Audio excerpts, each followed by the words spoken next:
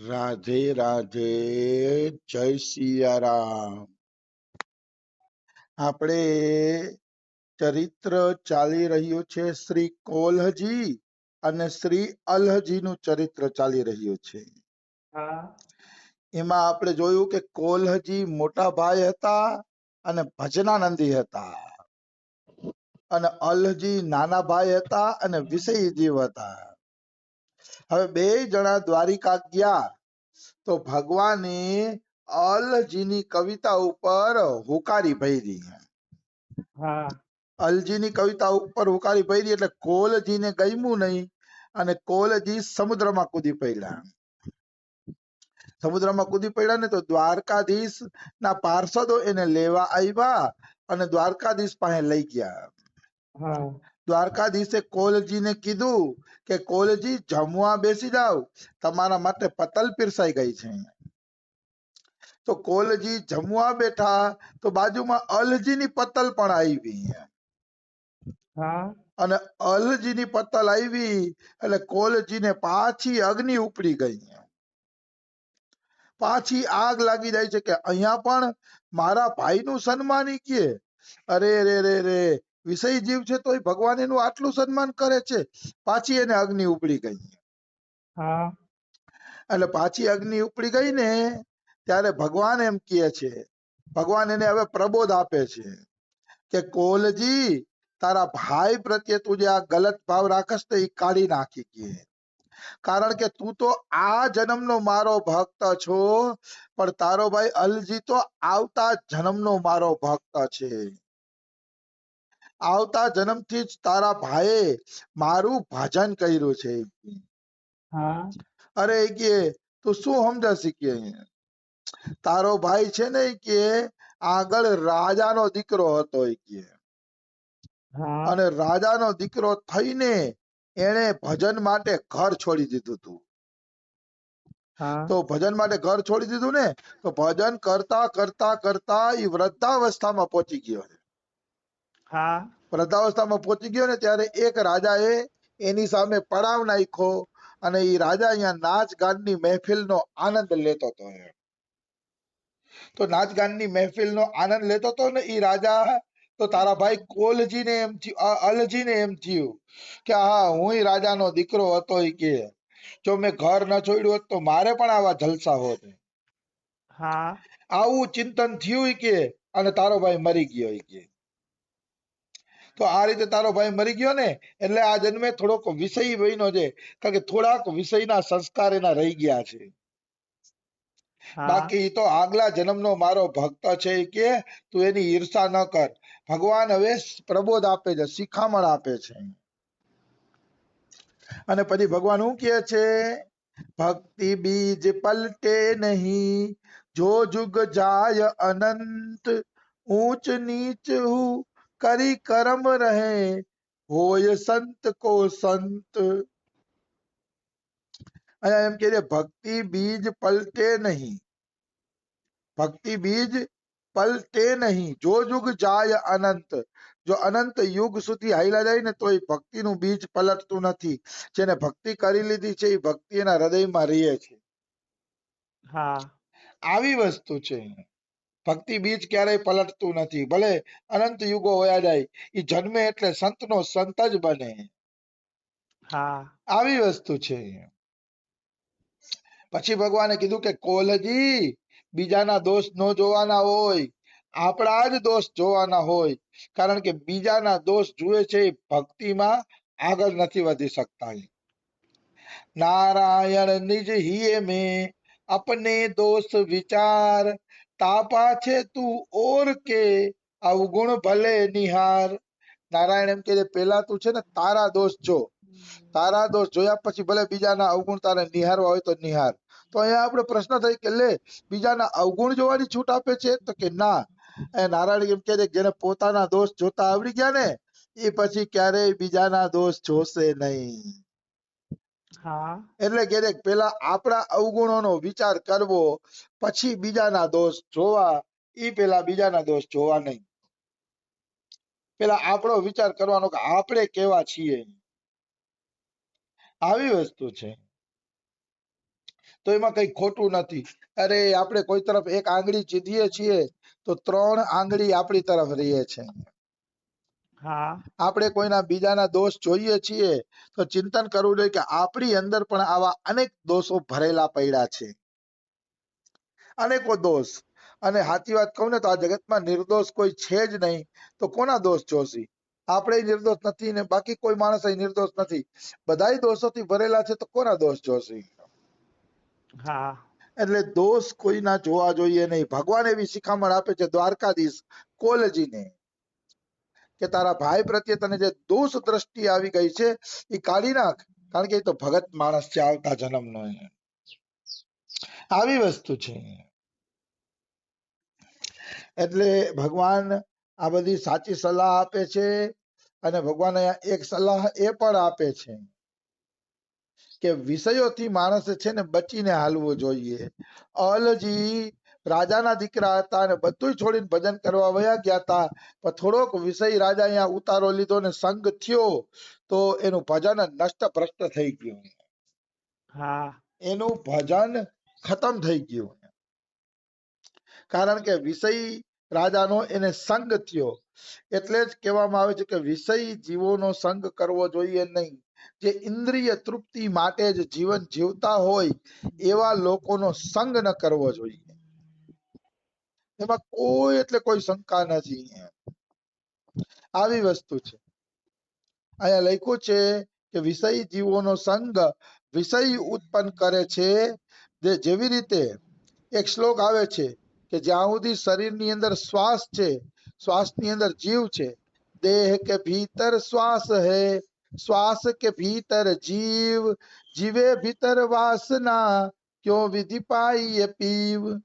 પીવ એટલે પીવું, ભગવાન માને કે દેહની અંદર શ્વાસ છે ને શ્વાસની અંદર જીવ છે, અને જીવમાં હજારો વાસનાઓ પડેલી છે. તો કેવી રીતે આપણે ભગવત પ્રાપ્તિ કરીએ? આપણે ભગવત પ્રાપ્તિ કેવી રીતે કરવી? આવી વસ્તુ છે. અને જયારે આપણા ઋષભદેવજી જયારે ઘરેથી નીકળી પડ્યા ભજન કરવા માટે, ત્યારે ઋષભદેવજીએ એક સલાહ આપેલી હતી. સલાહ એવી હતી, ન કુર્યાત કરીચિત સખ્યમ મનસી ય અનવસ્થિતે યદ વિશ્રંભાત જીર્ણમ ચ સ્કંદ તપ એવ સ્વરમ. મતલબ આ ચંચળ ચિતારે ક્યારેય મિત્રતા કરવી જોઈએ નહીં. જે લોકો આ ચંચળ ચિતારે મિત્રતા કરે છે તો એ નષ્ટ થઈ જાય છે. જેવી રીતે મોહીની રૂપમાં ફસાઈને મહાદેવનું તપ નષ્ટ થઈ ગયું હતું. હા મોહીની રૂપમાં ફસાઈને મહાદેવનું ચિરકાળનું તપ નષ્ટ થઈ ગયું હતું. એવી રીતે જે ચિત્તનો ભરોસો કરે છે એ ક્યારેય જીતી શકતો નથી. એ ભગવાનની પ્રાપ્તિ નથી કરી શકતો જેને ચિત્ત ઉપર વિજય પ્રાપ્ત નથી કર્યો. હા મનનો ભરોસો ન કરવો જોઈએ. તો કયા મહાદેવનું ઉદાહરણ આપ્યું તો કે હા, મહાદેવ તો સાક્ષાત ભગવાન છે, પણ અહીંયા મહાદેવનું ઉદાહરણ એટલા માટે આપવામાં આવ્યું છે કે આપણે ખબર પડે કે આવા આવા વ્યક્તિઓ પણ મનનો ભરોસો કરીને પડી જાય છે, તો આપણે ક્યાં એમ, આપણી તો ઓકાત જ નથી કોઈ, બિલકુલ. આપણી તો કોઈ ઓકાત જ નથી. એટલા માટે અહીંયા આ ઉદાહરણ આપવામાં આવ્યું છે. આવી વસ્તુ છે. તો મહાદેવજી, શિવજી, એમાં સૌભરી ઋષિ મછલીનો વિહાર જોઈને વિષયોમાં ફસાઈ ગયા હતા. હા મછલીનો વિહાર જોઈને જુઓ તમે, આ વિષયો કેટલા ખતરનાક છે. એ જોઈને મનુષ્ય એ વિષયોમાં પટકાઈ જાય છે. એમાં કોઈ એટલે કોઈ શંકા નથી. પટકી દે છે વિષયો. અને પછી ભગવાન પણ ધ્યાન દેતા નથી. પછી એની ઈચ્છા વિષયોમાં થાય છે તો વિષયોનો ભોગ કરાવીને પછી જ ભગવાન એને ઉપાડે છે. જેવી રીતે અલજી પાછલા જન્મમાં સંત બની ગયા હતા, પણ થોડાક વિષયમાં મન ગયું તો આ જન્મમાં જો એને વિષય બનાવ્યો ભગવાને, કે ભલે એ વિષયોનો અનુભવ કરી લઈએ પછી જ એને હું મારા ધામમાં બોલાવું, ભલે એને થાય એટલો વિષયનો અનુભવ કરી લઈએ. એટલે ભગવાન પણ પછી થોડુંક ટેકો દઈ દે છે, કારણ કે ભગવાનનો નિયમ છે. આમાં લખ્યું છે એટલું જ વાંચું છું ભક્તમાલમાં, યદ યદ વાંછંતી મદ ભક્તસ તત કુર્યામતીન્દ્રિય.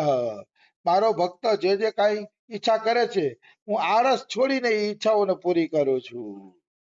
હા જેવી રીતે અલજીનું મન રાગ રંગ જોઈને વિષયમાં ફસાઈ ગયું તો ભગવાન કે જા એકવાર વિષય જોઈ લે તું એટલે તને ખબર પડે કે આમાં કઈ છે નહીં. બિલકુલ. એવી વસ્તુ છે. પણ એક વસ્તુ નક્કી છે ને, ભક્તિ કરી હશે ને એ એક દિવસ વિષયોને પટકી દેશે ભગવાનની કૃપાથી. હા ભગવાનની કૃપાથી એક દિવસ એ વિષયોને પટકી દેશે. કારણ કે ભગવાને 11મા સ્કંદમાં 14મા અધ્યાયમાં 18મા શ્લોકમાં કીધું છે, બાધ્યમાનો અપી મદ ભક્તો વિષયેર અજિતેન્દ્રિય પ્રાયઃ પ્રગલ્ભ્યા ભક્ત્યા વિષયેર્નાભિભૂયતે. આ બહુ સરસ શ્લોક છે ને, રમેશ બાબાના મુખેથી મેં ઘણી વાર સાંભળ્યો છે. હા બાધ્ય માનો આપી મદ ભક્તો, મારો ભક્ત કદાચ વિષયોમાં બાધ્ય થઈ ગયો, બંધાઈ ગયો ઈ કે, અને એ વિષયો એને પોતાની કોર ખેંચી લેશે, ભલે ખેંચી લે ઈ કે, કાઈ વાંધો નહીં કે, પણ પ્રાય પ્રગલ્ભિયા ભક્ત્યા, પણ જ્યારે એની ભક્તિ ધીરે ધીરે ધીરે કરતા પ્રગલ્ભ બની જશે, ભક્તિ જ્યારે ધીરે ધીરે પાકી બની જશે, ત્યારે વિષયેર ના ભૂયતે, ત્યારે એ વિષયોથી પરાભૂત નહીં થાય. બસ ભક્તિ પ્રગલ્ભ થઈ જવી જોઈએ. પ્રગલ્ભ એટલે પાકી ભક્તિ.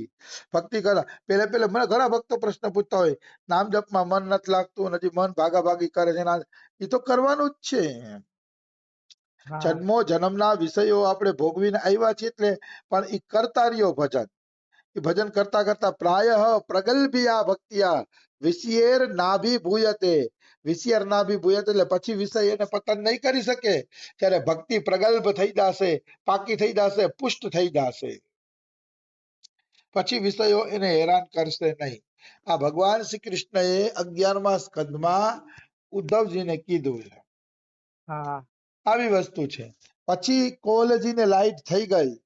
કોલજીએ વિચાર્યું કે વાત તો ભાઈ સાચી છે, મારે ભાઈના દોષ ન જોવા જોઈએ, ભાઈ તો આગલા જન્મનો ભગવાનનો ભક્ત છે.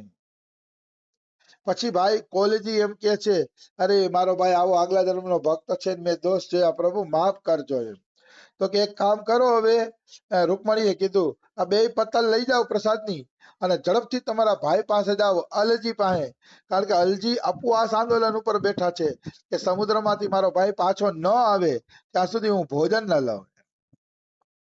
તો કે એ ઉપવાસ ઉપર બેઠા છે એટલે એ ભૂખ્યા છે, તો હવે અહીંયા તમે જમશો ને તો મોડું થઈ જશે, એના કરતા તમે પત્તા લઈને પાછા વયા જાવ કે, અને બે હા ભાઈઓ બારે જઈને પછી પત્તલ જમો કે.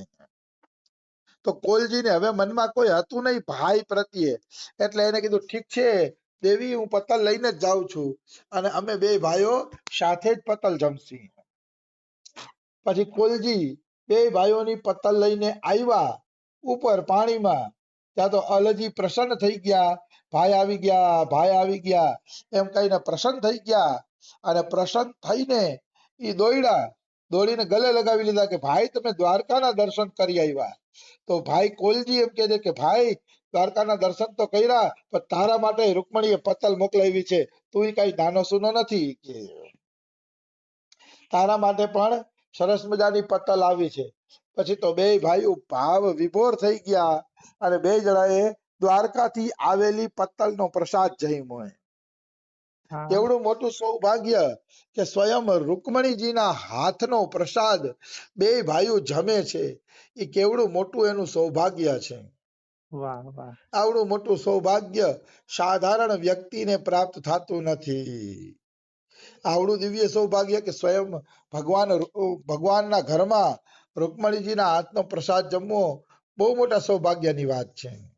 હા તુમરી કૃપા પાવ કોઈ કોઈ, રામાયણમાં આવે છે, યહ ગુણ સાધન તે નહીં હોય, તુમરી કૃપા પાવ કોઈ કોઈ.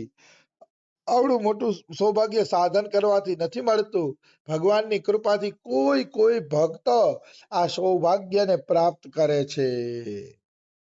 આવી હા. વાત છે. તો સમય થઈ ગયો છે, બીજું આપણે કાલે લઈ લેશી. રાધે રાધે, જય સિયારામ. રાધે રાધે.